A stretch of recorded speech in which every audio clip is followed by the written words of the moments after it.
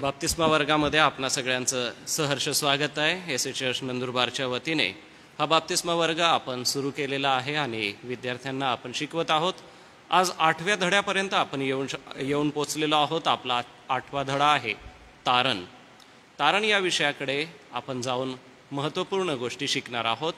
त्यासाठी सन्माननीय राजू मार्गे पाळक साहेब आहेत, मी आहेत, सन्माननीय डॉक्टर रेव्हरंड जी जयकर पाळक साहेब आहेत, सोबतच मंडळीचे सन्माननीय सचिव श्री पी डी लवणे सर या ठिकाणी उपस्थित आम्ही आहोत आणि जे विद्यार्थी या ठिकाणी आहेत व जे ऑनलाईन बघत आहे, आपल्या सगळ्यांना तारण ह्या मौल्यवान विषयाकडे घेऊन जाण्यापूर्वी थोडक्यात मी प्रार्थना करतो। मग सर्वप्रथम अ, ब आणि क असे 3 भाग आहे।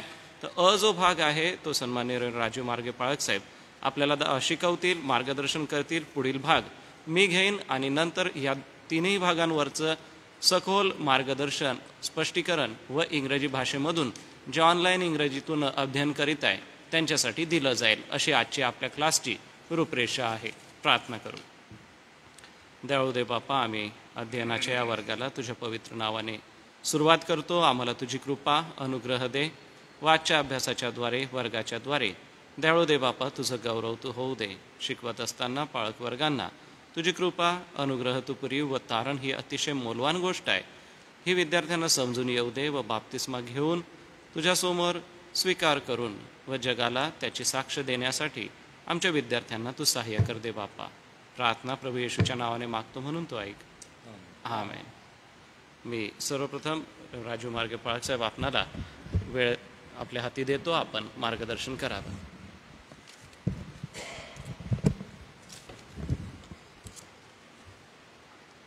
आजच्या संध्याकाळी या बाप्तिस्मा वर्गासाठी मी प्रभूला धन्यवाद देतो। उपस्थित आदरणीय रेव्हरंड डॉक्टर रेव्हरंड ग्लॅडविन पाळक साहेब त्यांचे देखील आभार मानतो। आदरणीय रेव्हरंड अनु पाळक साहेब त्यांचे देखील आभार मानतो आणि आदरणीय एस चर्च सचिव लवणे सर आमच्यामध्ये उपस्थित आहे, त्यांचे देखील आभार मानतो। आपल्या सर्व लेकरांचे विशेष मी आजच्या या संध्याकाळी बाप्तिस्मा वर्गामध्ये आभार मानतो।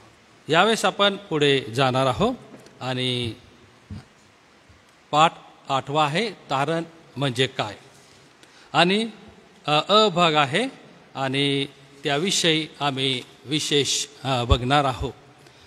ख्रिस्ती जीवनामध्ये तारणाचं अतिशय महत्त्व आहे। पवित्र शास्त्रामध्ये असं म्हटलेलं आहे की तारणाचा खरा अर्थ म्हणजे भयानक पापापासून मुक्तता किंवा त्यामधून बंधनामधून सुटणे किंवा मुक्ती आणि उद्धार असा तो होतो। परंतु तारणाचा सर्वात मुख्य आणि महत्त्वाचा अर्थ जो आहे तो म्हणजे पापापासून सुटका।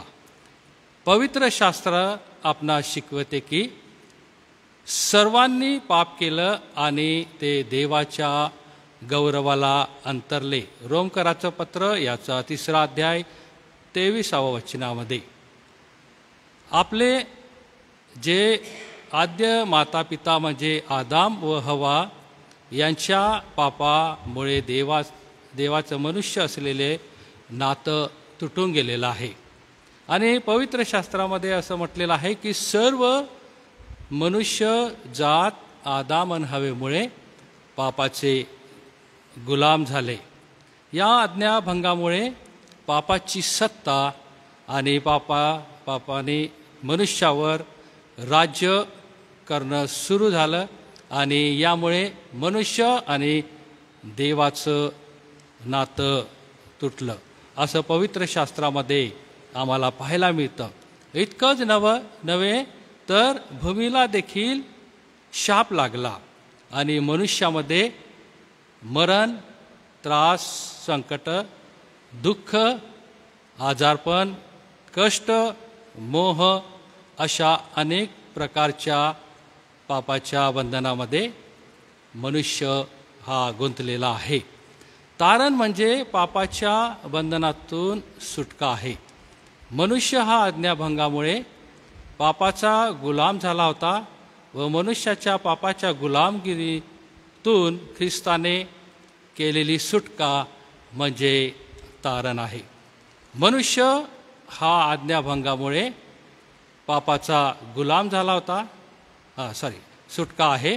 मानवाच्या मुक्तीसाठी परमेश्वराने तारणाची जी महान योजना आखली, त्या योजनेप्रमाणे तारण ही संकल्पना ईश्वर परिज्ञानिक दृष्टिकोनातून व्याप्तीने पाहिली जाते. पुढे आम्ही पाहतो की देवाच्या महान तारणाची ही योजना प्रभू येशू ख्रिस्ताच्या मध्यस्थीच्या द्वारे देवाने पूर्णत्वास नेली असे पवित्र शास्त्र आपणास शिकवतं. प्रभू येशू ख्रिस्त संपूर्ण मानवजातीच्या पापासाठी वधस्तंभावर मरण पावला, अशासाठी की ज्या पापाच्या बंधनामध्ये आपण सर्व मानव होतो, त्या पापाच्या बंधनामधून आपली सुटका व्हावी, आपले तारण व्हावे किंवा आपली मुक्ती व्हावी. त्यामुळे तारण हा शब्द पवित्र शास्त्रामध्ये प्रामुख्याने मनुष्याच्या पापापासून प्रभू येशू ख्रिस्ताच्या द्वारे सुटका या अर्थाने वापरलेला आहे. इपिस्कराच्या पत्रामध्ये ज्यावेळेस आम्ही पाहतो, आपण त्यामध्ये वचन काढू आणि पटकन आपण वाचू. इपिस्कराचं पत्र याचा 2 अध्याय 8 ते 10 मध्ये असं म्हटलेलं आहे, कारण कृपेने विश्वासाच्या द्वारे तुमचे तारण झालेले आहे आणि हे तुमच्या हातून झाले नाही, तर हे देवाचे दान आहे. कितीतरी मोलाची गोष्ट आहे प्रियांनो. देवाचं दान हे तारण आहे. कोणी आडत्या बाळगू नये म्हणून कर्म केल्याने हे झाले नाही, आपण सत्कृत्य करावे म्हणून ख्रिस्त येशूच्या ठायी निर्माण केलेले असे आपण त्याची हस्तकृती आहोत. ती सत्कृत्य आचारत आपण आपला आयुष्यक्रम चालवावा म्हणून देवाने ती पूर्वी योजून ठेवलेली आहे. यावरून हे लक्षात येते की मनुष्याचं तारण हे देवाच्या कृपेने होतं. मनुष्य स्वतः आपल्या कर्माने किंवा कृत्यांनी तारण प्राप्त करू शकत नाही, कारण मनुष्य हा पापी आहे आणि तारण प्राप्त करून घेण्यासाठी नीतिमान, शुद्ध आणि पवित्र व्यक्तीची गरज आहे. आणि पवित्र शास्त्रामध्ये तारण हे देवाचं दान आहे आणि म्हणून तारणासाठी मनुष्याला कोणतीही किंमत मोजावी लागली नाही, तर फक्त प्रभू येशू ख्रिस्तावरील विश्वासाच्या द्वारे आपणास तारण प्राप्त होऊ शकतं. कारण प्रभू येशू ख्रिस्त आपल्या सर्वांच्या पापासाठी वधस्तंभावर मरण पावला. 1 पेत्र याचा 2 अध्याय आणि 24 वचन आपण वाचू शकतात. त्यामुळे तारण देण्याचा अधिकार व आपल्या पापांची क्षमा करण्याचा अधिकार फक्त प्रभू येशू ख्रिस्ताला आहे, अन्य दुसऱ्या कोणत्याही व्यक्तीला अथवा कोणत्याही गोष्टीला नाही. रोमकराच्या पत्रामध्ये 6 अध्याय आणि 23 वचनामध्ये असं म्हटलेलं आहे की पापाचं वेतन मरण आहे, पण देवाचे कृपादान आपल्या प्रभू येशू ख्रिस्तामध्ये सार्वकालिक जीवन आहे. कितीतरी महत्त्वाची आणि गोष्ट प्रियांनो आम्हाला वाचायला मिळते. पापामुळे मनुष्य मरणाच्या सत्तेखाली किंवा शिकेखाली होता.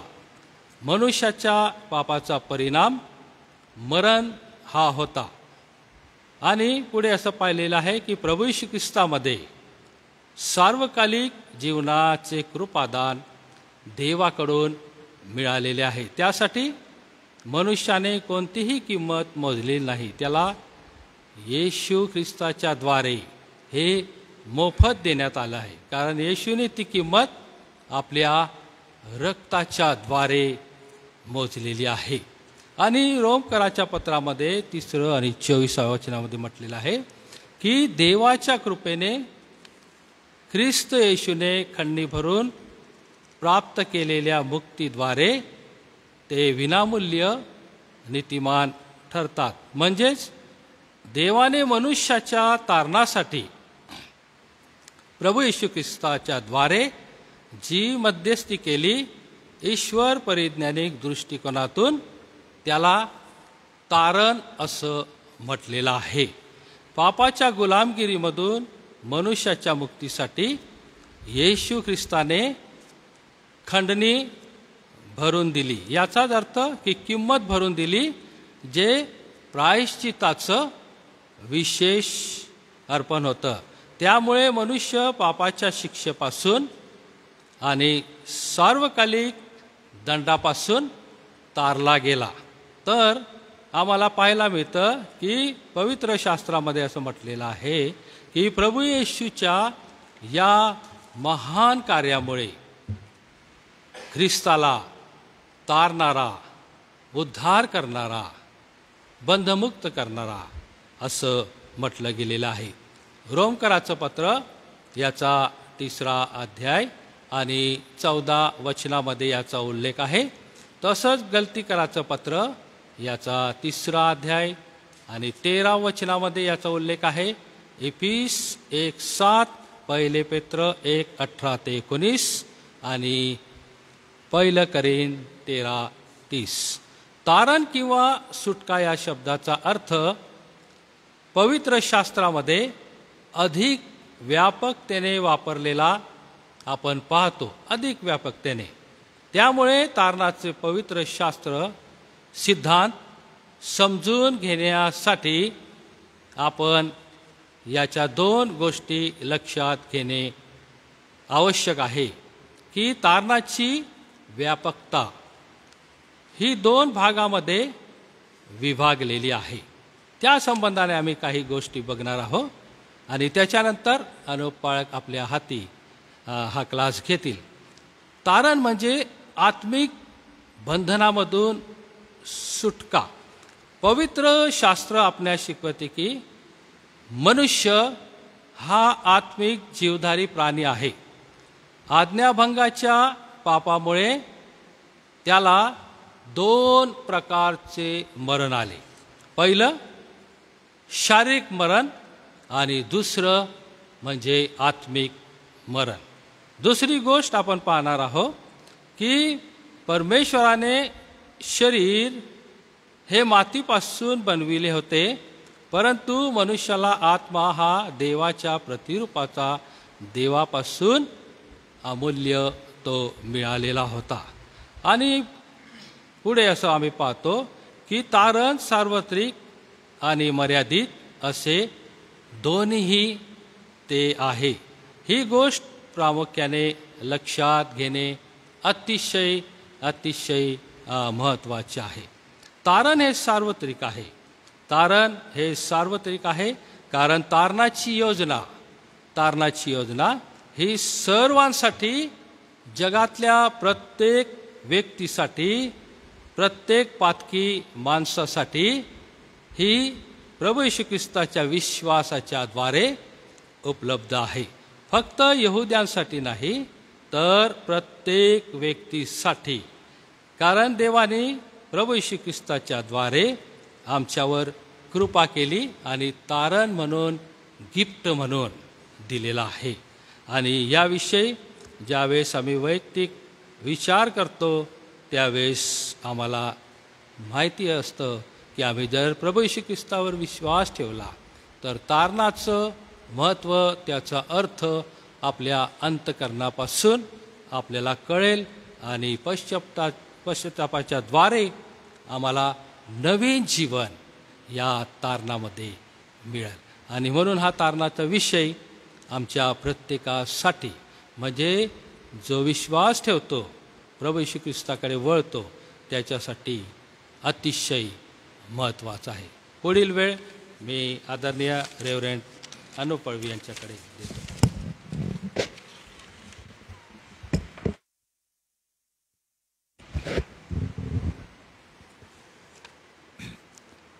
Thank you Rajiv sir. पहिला मुद्दा झाला आपल्याला, त्यांच्याकडे नोंदी त्यांनी घेतल्या ना वाटतं, लेखी नोंदी त्यांच्याकडे दिस नाही.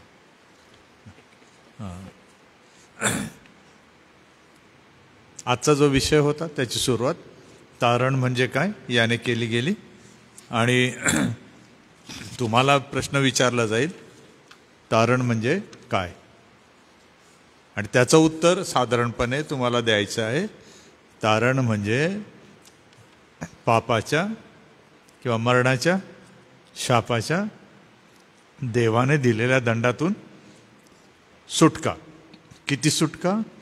सार्वकालिक सुटका. एका दिवसाची का? नाही. काही दिवसाची का? मरेपर्यंत का? नाही. मरणानंतरही पुन्हा जेव्हा जीवन देव आपल्याला देईल तर आपल्याला दंड मिळणार नाही. एक वचन सोबत लिहून घ्या तुम्ही. रोमकराचं पत्र अध्याय 8 वचन 1 आणि 2. हे तुम्हाला खात्री देतं की मरणानंतर मनुष्य जाती देवाच्या न्यायापुढे जेव्हा उभा राहील तर त्याच्या न्यायाच्या दंडापासून कोण सुटेल? 8वा अध्याय रोमकराच्या पत्राचा वचन 1 आणि 2. तर तिथे काय लिहिलं आहे की जे कोणी येशू ख्रिस्तामध्ये आहेत, रोमकराच पत्र अध्याय 8 वचन 1 आणि 2. मी आपल्या सगळ्यांसाठी वाचतो. रोमकरास पत्र अध्याय 8 वचन 1 आणि 2. त्यात असं म्हटलेलं आहे,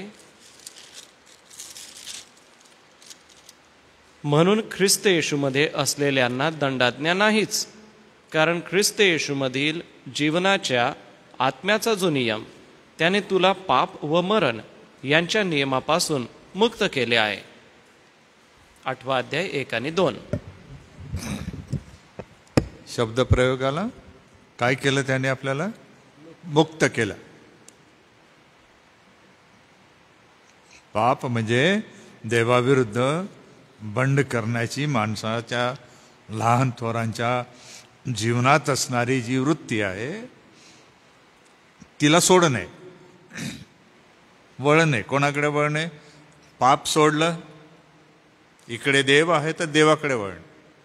लोक पापापासून वळतात पण देवाकडे वळतात का? हा फार मोठा प्रश्न आहे. तुम्ही किती सांगितलं, मी किती सांगितलं, मी पापापासून पश्चाताप केला, पण पश्चाताप केला म्हणजे काय? पापे सोडली, पण कोणाकडे वळलो? मी देवाकडे पण वळलो. त्याला पश्चाताप म्हणतो. आणि जेव्हा मी पाप सोडतो, देव माझ्या पापांची क्षमा करतो, मी त्याच्याकडे वळतो, तो माझा स्वीकार करतो, है ना. मी हे माझ्या हातामध्ये पेन आल्याशिवाय दिसतोय तुम्हाला, मी घेऊ शकत नाही, मला तर पाहिजे आहे. आपण आपल्या देवाच्या स्वाधीन होत नाही तोपर्यंत तो आपल्याला मदत करू शकत नाही ना. आणि मुक्तीची शाश्वती रोमकराच्या पत्रात जी आता आपण वाचली ती आहे की जर आपण पश्चाताप करून पापांपासून वळतो तर कोणाकडे वळायला पाहिजे? देवाकडे. माणसाकडे का? तो जो गुरु प्रचारक येतो त्याच्याकडे का? एखादी मंडळी आहे त्याच्याकडे का? कोणाकडे वळायचं आहे? जो सदाजीवी परमेश्वर आहे त्याच्याकडे वळायचं आहे. आणि जेव्हा आपण त्याच्या स्वाधीन होतं तर काय म्हटलंय? त्या प्रत्येकाला दंडाज्ञा नाही. याचा अर्थ जोपर्यंत तुम्ही आणि मी पापाला सोडतो आणि त्यातून वळून देवाला शरण जातो तरच आपण त्या दंडाज्ञेमधून सुटतो. नुसतं पश्चाताप केला तरी सुटत नाही. देवाला आपलं जीवन सोपवावं लागतं, तेव्हा आपण म्हणतो की मी सुटलो, मुक्त झालो. तारण म्हणजे ही गोष्ट. आणि कुठपर्यंत मुक्त केलं त्याने? सार्वकालिक जीवन म्हणजे प्रारंभ होईल, शेवट होणार नाही. मग आपण काय विश्वास ठेवतो? तारण म्हणजे पापातून, शापातून, दंडातून सार्वकालिक सुटका. तुम्हाला हा प्रश्न विचारला जाईल, पाप म्हणजे काय? तुम्हाला जी कागद दिली होती नोंदी, त्याच्यामध्ये हा प्रश्न आहे की पाप म्हणजे काय. एका वाक्यात तुम्हाला सांगता आलं पाहिजे. आणि ते झाल्यावर तुम्हाला हा प्रश्न कदाचित आम्ही करू, त्याची तुम्हाला खात्री आहे का? मग पहिली गोष्ट, पश्चाताप केला का? म्हणजे तुम्ही म्हटले का मी आता हे माझं जीवन पूर्वीचं ते माझं नाही, आता मी ते सोडलंय. सोडलं तर तुम्ही देवाला शरण गेला का? हा दुसरा प्रश्न. जोपर्यंत तुम्ही सोडत नाही आणि देवाला शरण जात नाही, तारण पूर्ण होत नाही. पूर्ण होत नाही म्हणजे त्याची जी प्रक्रिया आहे, 7 गोष्टी आहेत, पाळक साहेब आता तुम्हाला सांगतील, त्या ज्या पायऱ्या आहेत त्या पार होत नाहीत. मग तारण चांगली गोष्ट आहे का वाईट गोष्ट आहे हे आपण ठरवायचं आहे. पुष्कळना म्हणजे मला समजत नाही की एक पश्चाताप करणाऱ्या पापी माणसाबद्दल स्वर्गातले दूत आनंद करतात, आपण कशाला रडत बोमा मारत येतो, हाय हाय मी असं काय केलं. डोळे उघडे ठेवून, मन मोठं करून, देवाचा धन्यवाद करून हे सत्य समजल्याचा आनंद करायला पाहिजे. अरे बापरे, माझ्यासारख्या पाप्यावर एवढा मोठा देव दया करतो. लॉटरी लागल्यासारखं आहे ना. तर तुम्ही लॉटरी लागली तुमची, लागो तुम्हाला जीवनामध्ये 10 लाख रुपयाची लॉटरी लागली असं तुम्हाला वाटलं. आजकाल तर 10 लाख पण किरकोळ आहे ना. आता कोटी रुपयांचाच विचार करतात. मिळाली तुम्हाला 1 कोटी रुपयाची लॉटरी, तुम्ही घ्यायला आले तर कसं याल? रडत याल का? अरे बापरे, माझी 1 कोटी रुपयाची लॉटरी लागली असं. हां, कसं याल तुम्ही मुलींनो? कसं याल तुम्ही मुलांनो? आनंदाने याल ना. जोखीम आहे का? पण कोणी तिकीट पळवेल, तुमचा पैसा लुटेल, जोखीम आहे ना. पण पहिले काय आहे? आनंद आहे ना. किती मोठा आनंद हा! स्वर्गाचे देवदूत तिथपर्यंत आनंद, जेथे आपण जाणार असा आपला जो विश्वास आहे त्यात पण आनंद आहे ना. तर मग आपण का तसं करत नाही आणि त्याला एवढा वेळ का लागतो? की जर तुम्हाला मला सांगितलं जातं की पश्चाताप करा, देवाकडे वळा, शरण जाता, कसं व्हायला पाहिजे? झटक्यात व्हायला पाहिजे ना. किती वर्ष वाट बघणार तुम्ही? थांब ग, आता जरा मला लग्न करून घेऊ द्या, थोडं मोठं होऊन जाऊ द्या, लेकरं बाळ होऊन जाऊ द्या, मम्मी पप्पा म्हणतात आम्हाला नातूचं तोंड पाहायचं आहे. तेव्हा तुम्ही विचार कराल का मग आता उरलं काहीच नाही जीवनामध्ये, चला आपण पापांचा पश्चाताप करू. तसं आहे का? नाही. तारणाचं असं म्हटलेलं आहे, तारणाचा दिवस कोणता आहे? आज. तुम्हाला आजच येथेच प्रभू समोर मोठं मन करून आनंदाने सांगता आलं पाहिजे, प्रभू माझी क्षमा तू केली ना, मी तुला आपलं जीवन सोपवतो. ते काय आहे? त्याला म्हणतो आपण तारण. आणि जे तारण मिळालं त्याची काय आहे? सुरक्षा. देव तारण देतो म्हणजे सुटका देतो, आणि काय देतो आपल्याला? सुरक्षा. काय म्हटलं? त्याने आपल्याला सोडवलंय आणि 2 नियमांतून सोडवलंय, पापाच्या आणि मरणाच्या नियमातून सोडवलं. हे फार महत्वाचं आहे. पाळी सर तुम्हाला ते पुढचं सांगतीलच. बरं, मी पाळक साहेबांचं मनपूर्वक आभार मानतो आणि माझा विश्वास आहे लेकरांनो तुम्हाला या गोष्टी समजत आहेत की तारण म्हणजे नेमकं काय. तारण म्हणजे सुटणे आहे, सुटका आहे. तारण म्हणजे मुक्ती आहे. मुक्ती म्हणजे एखाद्या बंधनामध्ये आपण असतो आणि त्यातून बाहेर निघणं. सोबतच तारण म्हणजे पापाचं वेतन हे शारीरिक मरण होतं, परंतु तारणाच्या द्वारे हे शारीरिक मरण आहे. शारीरिक मरण तर आहे, परंतु आत्मा प्रभूसाठी तारला जातो, म्हणूनच आपण त्याला तारण असं म्हणतो. येशू ख्रिस्ताच्या द्वारे देव पश्चाताप करणाऱ्याला, विश्वासणाऱ्याला तारण हे फुकटवारी देतो. तारण मिळवण्यासाठी तुम्हाला कष्ट, मेहनत किंवा यात्रा किंवा काही नवस, स्वतःच्या शरीराला त्रास देऊन घेणे, या गोष्टी करण्याची गरज नाही. तारण देण्यासाठी देव स्वतः ते देतो, फुकटवारी देतो प्रभू येशू ख्रिस्ताच्या द्वारे. तारण म्हणजे एक गोष्ट अगदी क्लिअर मनामध्ये समजून घ्या, स्पष्ट समजून घ्या की पापापासून सुटणे. पाप केल्यानंतर काय होतं, त्याच्यासाठी सार्वकालिक दंड ठेवलेला आहे. परंतु पाप करणारा व्यक्ती ज्या वेळेला पश्चाताप करतो, त्याला समजतं की मी केलेली गोष्ट पापाची आहे, मी आता त्याच्याकडे पाठ फिरवतो आणि तो देवामध्ये आपलं जीवन जगायला लागतो. ज्या दिवशी त्याला ह्याची जाणीव होते त्याला म्हणतात तारण. मग हे तारण जे आहे ते 7 महत्वाच्या गोष्टी आहे. तारणाची जी वाटचाल आहे ती 7 गोष्टींमध्ये आहे. लिहून घ्या, मूळ मुद्दा लिहा. तारणाची वाटचाल. तारणाची वाटचाल त्याच्यामध्ये आहे पहिली गोष्ट पश्चाताप. पश्चाताप होणं. दुसरी गोष्ट आहे पाप कबुली. पहिली गोष्ट आहे पश्चाताप, दुसरी आहे पाप कबुली. पाप कबुली म्हणजे आपल्या देवासमोर आपण जे चुकत होतो त्याची आपल्याला स्वतःला झालेली जाणीव देवासमोर बोलून दाखवणे. तिसरी गोष्ट आहे क्षमा. आपला देवबाप क्षमा करणारा आहे. क्षमा करणं त्याने आपल्याला शिकवलं आहे आणि आपण पण एकमेकांना क्षमा करतो. पुढची गोष्ट आहे सुटका. सुटका म्हणजे जसं आधी सांगितलं, एखादं बंधन असतं, जसं पापाचं बंधन होतं, त्यातून सुटणे. पुढचं आहे नीतिमत्व. नीतिमत्व म्हणजे नीतिमान जो व्यक्ती असतो तो देवासमोर उभं राहण्यासाठी लायक किंवा पात्र ठरतो. पापी मनुष्य देवासमोर उभं राहू शकत नाही, कारण की पाप त्याच्यामध्ये आहे. मग हे पाप दूर करण्यासाठी देव त्याला काय करतो, नीतिमान बनवतो. कोणाच्या द्वारे बनवतो? येशू ख्रिस्ताच्या द्वारे. म्हणून स्तोत्र 1, स्तोत्र 1 सुंदर आहे. आता बायबल काढा आणि स्तोत्र 1 बघा. आम्ही इथं लिहून घेतो स्तोत्र 1. स्तोत्र 1 काढा आणि 1 नंबरचं स्तोत्र आपल्या सगळ्यांचं तोंडपाठ आहे, नाही का? तरी पण आपण एकदा ते बघूनच घेऊ.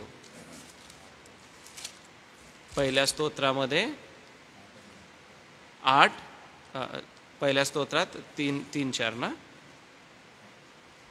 जे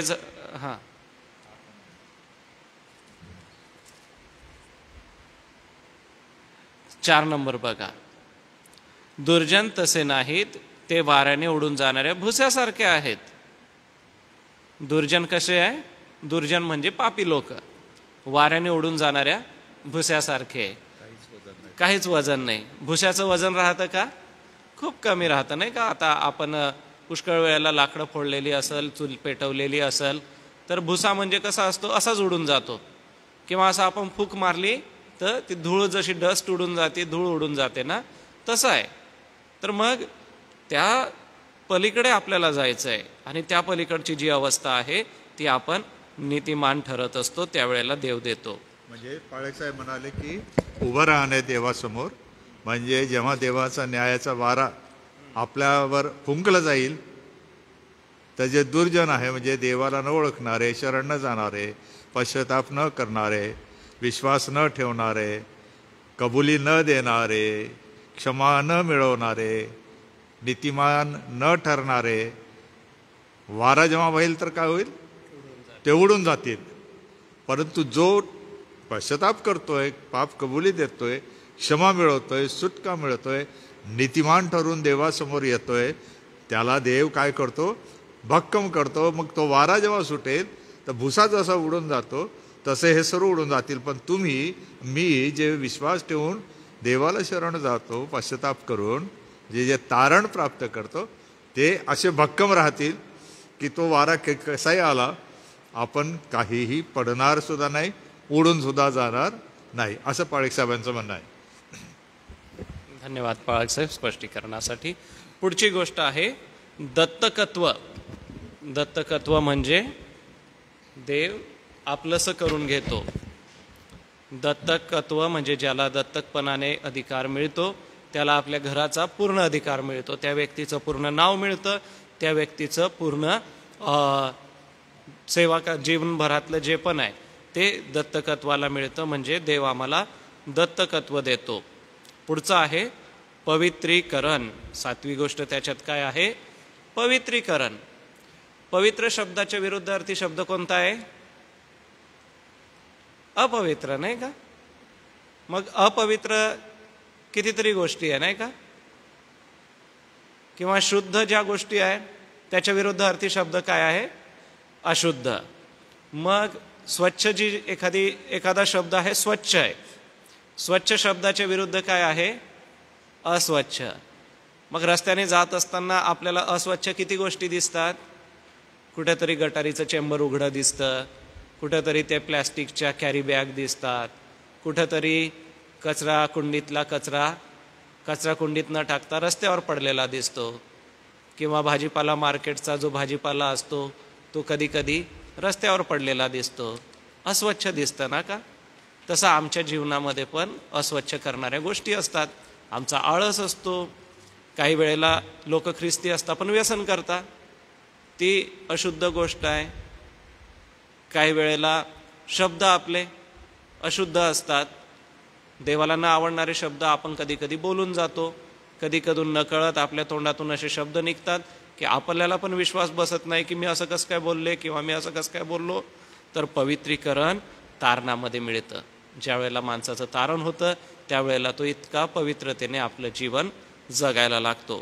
तारणाची जी वाटचाल आहे त्याच्यामध्ये पुढची गोष्ट अशी होती की पापाची जाणीव झाल्यामुळे पवित्र आत्मा पापाची खात्री करून देतो आणि पापाचा दंड आहे, पापातून सुटण्याची पश्चाताप करणे म्हणजे पापापासून देवाकडे वळणे आहे, याची समज त्याला देवाच्या वचनाने होते. मग तारणाची दुसरी जी गोष्ट होती त्या वाटचालीमध्ये त्यावेळेला काय होतं? पश्चाताप होतो. पस्तावा आणि पश्चातापामध्ये फरक आहे बरं का.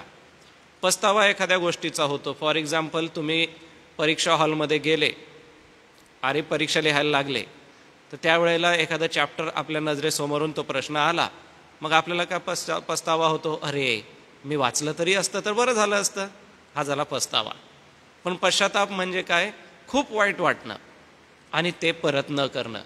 फॉर एक्झाम्पल, तुम्हाला समजलं की हा प्रश्न परीक्षेत येतो, मग आता तुम्हाला पश्चाताप झाला आणि पुढच्या वेळेसपासून तुम्ही तो सब्जेक्ट पूर्ण अभ्यास केला आणि जाऊन बसले, तर त्याला म्हणतात की पश्चाताप करून तुम्ही तुमची तयारी केली. तर मग पश्चाताप होतं. मग हे पश्चाताप कोणी सांगत नाही आपल्याला, फक्त बायबल सांगतं. आपल्याला देवाचं वचन ज्या वेळेला आपण वाचतो आपल्याला पश्चातापाकडे ते घेऊन जातं. मग तारणाच्या वाटचालीमध्ये काय होतं? आपल्या मनात पश्चाताप निर्माण होतो आणि हा पश्चाताप आपल्याला देवामध्ये चालवतो. येशूच्या वधस्तंभावरील बलिदानाद्वारे देवाने पापाचा दंड भरलाय. पापाचा एक दंड होता. आता बघा, RTO लोक खूप गाड्या पकडतात नाही का, आणि लायसन मागतात किंवा गाडीची POC मागतात, RC बुक बघायला मागतात, आणि नसेल लायसन तर मग काय करतात? 500 रुपीज तुम्हाला दंड देतात. का? कारण तुम्ही नियमाने चुकलेले आहे, किंवा वय वर्ष 18 पूर्ण नाही आणि तुम्ही गाडी चालवत आहे, तर तुमचा हा नियमाने चूक आहे, दंड भरावा लागतो ना आपल्याला. तसं पापाचा दंड भरावा लागणार होता आणि तो दंड देवाने स्वतः येशू ख्रिस्ताच्या मरणाच्या द्वारे भरला. आता म्हणून आपल्याला काही दंड भरायची गरज नाही. आपला दंड अगोदरच परमेश्वराने भरला आणि म्हणून आता पापातून सुटण्यासाठी पाप कबुली आवश्यक आहे.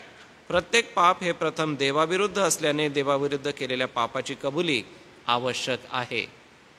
कबुली करणे, कबुली देणं गरजेचं आहे नाही का. समजा गॅसवरती आपण दूध तापायला ठेवलं आणि गॅस बंद करायचा किंवा कमी करायचा विसरून गेलो, दूध उतू गेलं, तर आई कोणाला बोलते? आपल्याला. मग आपण काय सांगतो? मी तर नाही केलं, मी तर बंद केला होता गॅस, असं म्हणतो का आपण? बोलून जातो नाही का कधी कधी आपण. त्याच्याने काय होतं माहिती का? आपल्याला माहिती असतं की मी खोटं बोलले. मग पाप हे कोणाविरुद्ध आहे? देवाविरुद्ध आहे. देव सगळं बघतो आपल्या जीवनातल्या गोष्टी, आणि म्हणून पाप ही जाणीव ज्या वेळेला होते तेव्हा सर्वप्रथम देवाची क्षमा मागायची, आणि मग आपल्या घरात आपण आपल्या आईवडिलांची मोठे भाऊ बहीण यांची क्षमा मागायची, घरातल्या वडील लोकांची क्षमा मागायची. सर्वप्रथम पापाची जाणीव देव करून देतो आणि देवाची आपण क्षमा मागायची. पुढं आहे पाप कबुलीमुळे देव मानवाला त्याचं पाप आणि अपराधांची क्षमा करून त्याला लावण्यात आलेले दोष पुसून किंवा खोडून काढतो. किती चांगलं आहे नाही का? फळ्यावरती एखादी गोष्ट लिहिलेली असेल, फॉर एक्झाम्पल व्याख्या लिहितात नाही का फळ्यावर, किंवा फॉर्म्युला लिहितात. लिहिता लिहिता आपला स्पीड नसतो, मग अर्धा फॉर्म्युला लिहिला जातो आणि लगेच टीचर लोक पुसून टाकतात. आणि जर ते पुसून गेलं तर मग तो फॉर्म्युला आपल्याला लक्षात राहत नाही. पुन्हा आपल्याला मिळेल का? तो नाही मिळत. तसं देव तुमचं तारण झाल्यानंतर तुमचं पाप पूर्ण पुसून टाकतो. वचन काय म्हणतं बघा, एक वचन लिहून घ्या. योहान 6:65. योहान 6वा अध्याय आणि 65 वचन तुमच्यासाठी वाचतो. त्यात काय म्हटलेलं आहे? योहान 6:65. मग तो म्हणाला, याच कारणास्तव मी तुम्हाला सांगितले की पित्याने कोणाही मनुष्याला तशी देणगी दिल्या वाचून तो मजकडे येऊ शकत नाही. पाप कबुली, हेच आम्हाला इथं दिसून येतं की ज्या वेळेला पिता आम्हाला ही देणगी देतो आणि ह्या देणगीच्या द्वारे आम्ही देवाच्या जवळ येतो आणि तशी देणगी दिल्याने आम्हाला देवामध्ये राहायला देव आपली कृपा देतो. एक वाक्य लिहून घ्या. मानवाला परमेश्वर पापाच्या दंडाखालून आणि पापाच्या सत्तेखालून सोडवतो. मानवाला देव पापाच्या दंडातून आणि सत्तेतून सोडवतो आणि सुटका जाहीर करतो. आणि सुटका जाहीर करतो. आता खाली उदाहरणार्थ, कैदी, तुम्ही पिक्चर बघतात किंवा सिरियल बघतात, त्याच्यामध्ये जे कैदी असतात त्यांना ड्रेस कोड असतो नाही का? त्यांचा ड्रेस असतो. चोर किंवा कैदी जे असतात त्यांना जेलमध्ये ड्रेस असतो आणि त्या ड्रेसवरून आपल्याला ओळखता येतात की हे कोण आहे? कैदी आहे. तर उदाहरण असं आहे की एखादा गुन्हेगार जो आहे तो गुन्हेगार कैदेमध्ये असतो, त्याला वस्त्र घातले जातात, त्याला जे कपडे घातले जातात, परंतु जेव्हा त्याला सुटका जाहीर होते, तो त्या कैदेतून सुटतो, त्यावेळेला तेच कपडे घालून तो बाहेर फिरतो का? नाही, त्याचे कपडे बदलून जातात. तसं मनुष्य अगोदर पापामध्ये राहतो तर जणू काय ते कैदेचे कपडे घालून राहतो, पण जेव्हा त्याचं तारण होतं, तो देवाकडे येतो, त्यावेळेला त्याचे कपडे बदलून जातात, त्याचं वस्त्र बदलून जातं.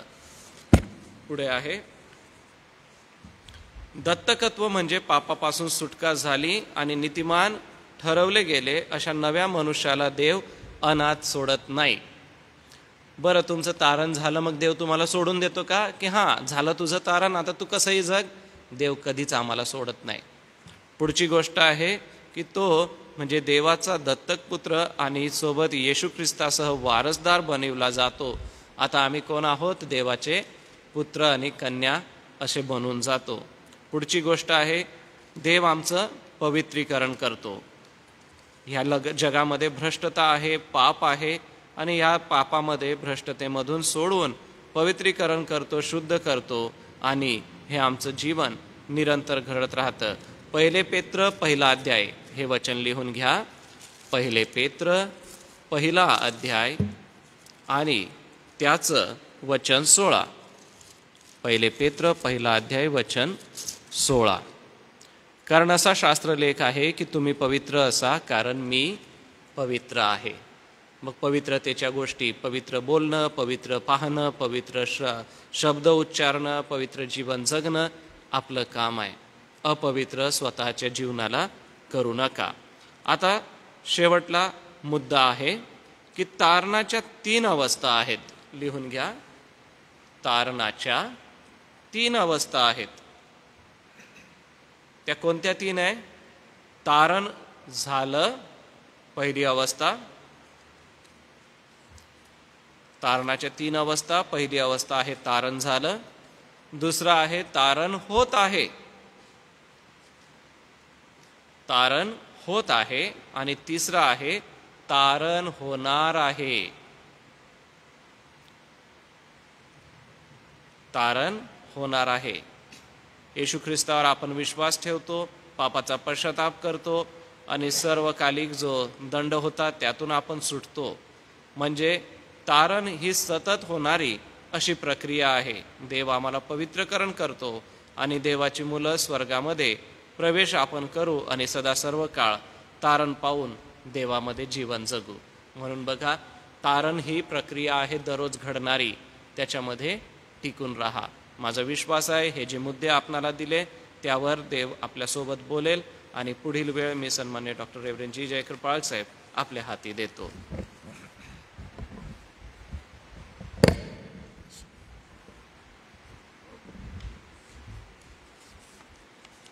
दुसरा प्रश्न तुम्हाला विचारला जाईल. तारणाच्या 3 अवस्था कोणत्या? आताच आपण ऐकलं, माझं तारण झालं. दुसरी अवस्था काय? माझी तारण होत आहे. तारण होत आहे म्हणजे काय? की तारणानंतर जीवन जगताना आपण पाप करू शकतो, म्हणजे घडू शकतं आपल्या हातून पाप, कळत न कळत होतं. तर त्याच्यातून देव आपली काय करतो? सुटका करतो. म्हणजे आपल्याला त्या पापांची काय करतो? क्षमा करतो. केव्हा क्षमा करतो? तेच आरंभी कसं आपण केले की मला कळलं मी चुकले, देवाविरुद्ध वागले, कोणाविरुद्ध वागले, तर मी काय म्हणतो? देव मला क्षमा कर, मम्मा मला क्षमा कर, डॅडी मला क्षमा करा, पप्पा माफ करा, है ना? पण एवढं पुरेसं आहे का? त्याला काय जोडावं लागेल? असं त्यांनी विचारलं की कशाची क्षमा करू? मग आपण असं म्हणू का समजून घ्या? तसं आहे का? नाही. पण समजा 10 वाजता मला अभ्यास करायचा होता, मी करायला उठलो नाही आणि मला उठवलं, तर मी म्हणतो सॉरी हां. मग तुम्ही असं म्हटलं असतं का मग घड्याळ बनवणार कंपनी आणि मग अलार्म वाजला नाही तो अलार्म वाला आणि मग असं झालं आणि मग तसं झालं असं आपण सांगतो का? नाही. आपण काय करतो? सॉरी माझ्याकडून झालं, कारण काही पण असेल, मी ती वेळ भरून काढण्याचा प्रयत्न करतो. आता अर्धा तासच असेल तर आता अर्धा तास करणार, पुढे मिळालेल्या रात्रीची झोपेतून अर्धा तास काढून माझा 1 तास पूर्ण करून घेणार, मी भरपाई करून घेणार त्याची, कारण मला केलं पाहिजे. तर जी अवस्था आता तारणानंतर येते त्याच्यामध्ये मरेपर्यंत काही गोष्टी आपल्या जीवनात येणार, काही देवाविरुद्ध आहेत, काही एकमेकाविरुद्ध आहे, काही स्वतःविरुद्ध पण आहे. स्वतःविरुद्ध कोणते अपराध करतो आपण? करतो का आपण एक स्वतःविरुद्ध? करतो का चुका? की सकाळी उठायला पाहिजे, आंघोळ करायला पाहिजे, स्वच्छ व्हायला पाहिजे. देवाने आपल्याला बुद्धी दिली आहे, नियम लावून दिला आहे. आपल्याला दुसऱ्यांचा आवाज येतो, 6 झाले नाही तर काही लोक ढोल वाजवत फिरतात, काही गाणे म्हणत फिरतात, आपण ऐकतो ते. आपण काय म्हणतो? विचार आहे हे, यांना काही अक्कल आहे की नाही? पण ते आपल्याला जागे करण्यासाठी आहेत हे आपण विसरून जातो. आपण शिकायला पाहिजे ना. आम्ही पण शिकलो ना ह्या गोष्टी. मी स्वतः, माझे आईबाप, माझे भाऊ बहीण, आम्ही 7-8 जण आम्ही एका मंदिरामध्ये राहिलो ना. काय शिकलो तिथे राहून? श्रीरामचंद्रांचं मंदिर होतं, त्याच्यावरती खोली होती, तिथे राहिलो आम्ही. मग काय शिकलो बालपणापासून? मग आम्ही की ते महाराज इतके संत पुरुष होते, इतके चांगले होते, ते 4:30 वाजता उठून त्यांच्या देवाची जी पूजा अर्चा होते ते करत, म्हणून घंटी वाजवत आणि श्लोक म्हणत. आम्हाला ते दररोज ऐकावं लागायचं सकाळी.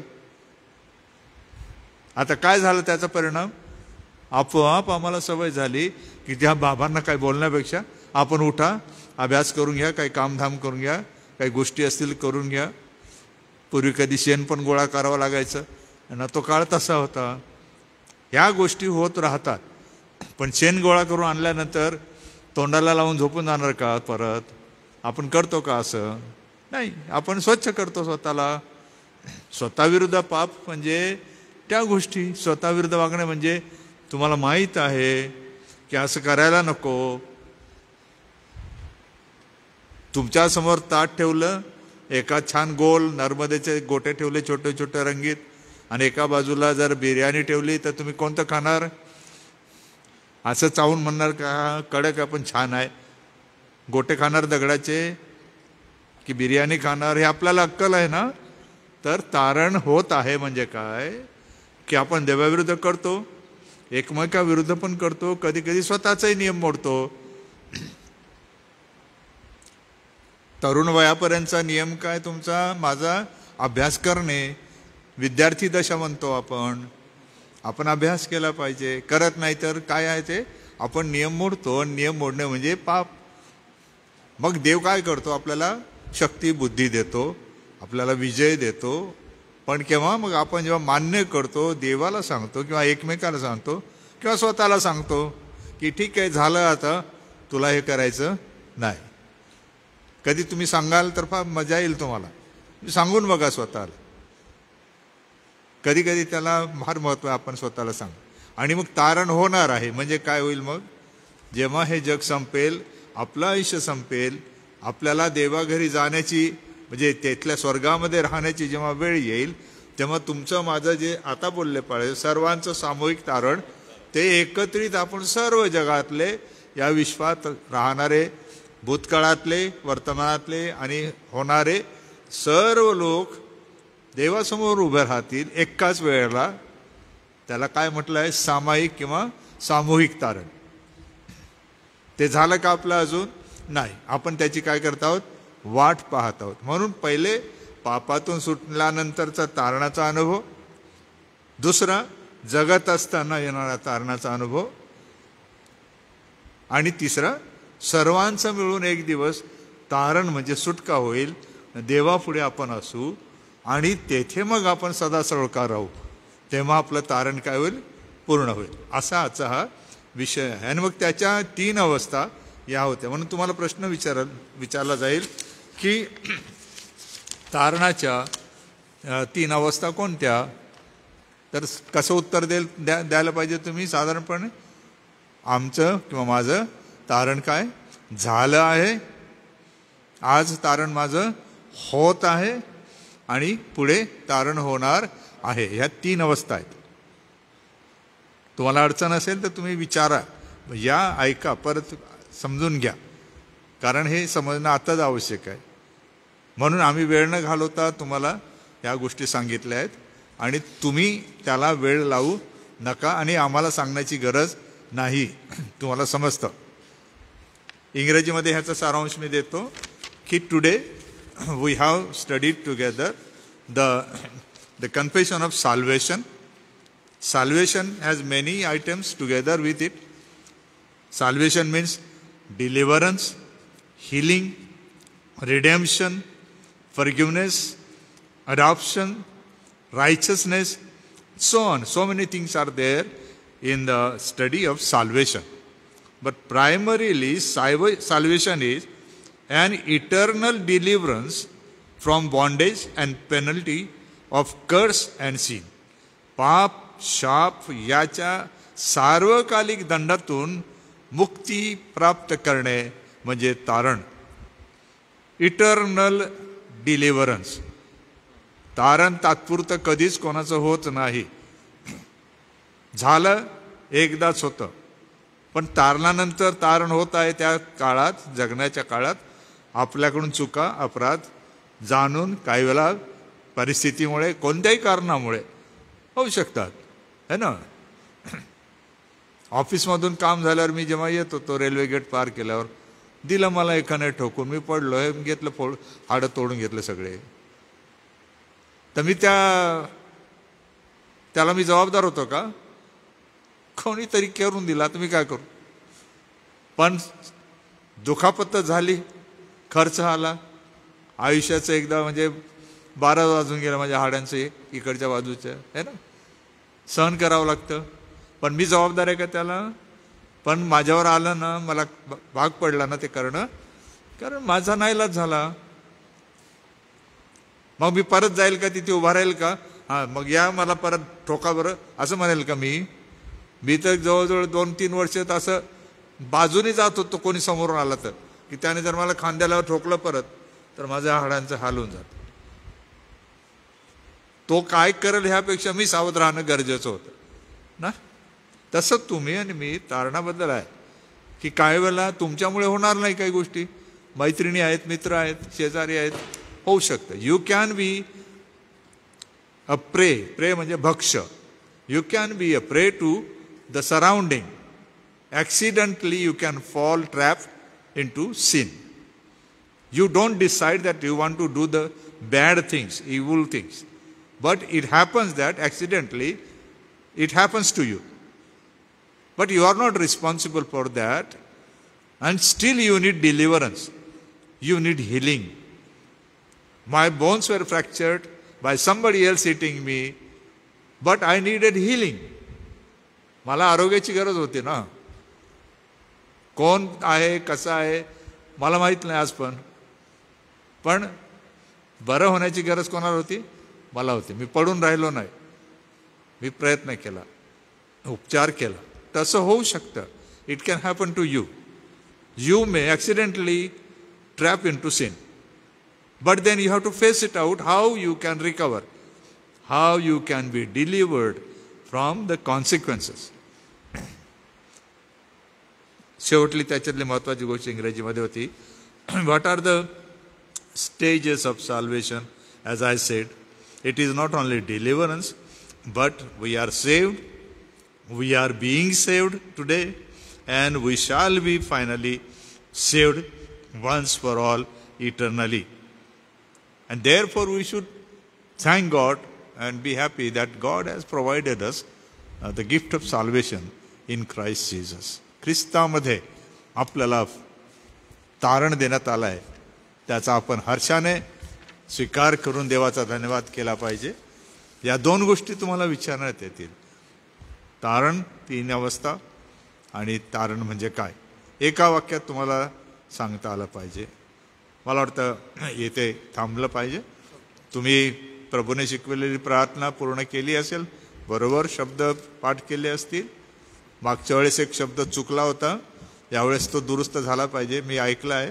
म्हणून थोडं परत एकदा कटाक्षाने लक्ष द्या की प्रभूने शिकवलेली प्रार्थना म्हणताना आपण कशी म्हणतो? हे आमच्या स्वर्गातील पित्या, तुझं नाव पवित्र मानिले जाओ. बेटा म्हणायचं आहे, तोंडाने म्हणायचं आहे. परत एकदा, हे आमच्या स्वर्गातील पित्या, तुझे नाव पवित्र मानिले जावो, तुझे राज्य येवो, जसे स्वर्गात तसे पृथ्वीवरही तुझ्या इच्छेप्रमाणे हो.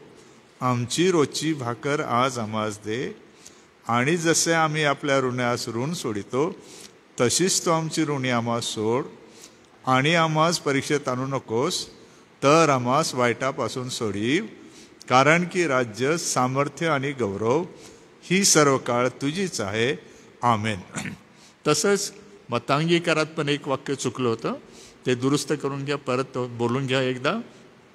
सर्व समर्थ देव जो पिता, आकाश व पृथ्वी यांचा उत्पन्न करता, त्याचवर मी विश्वास ठेवितो.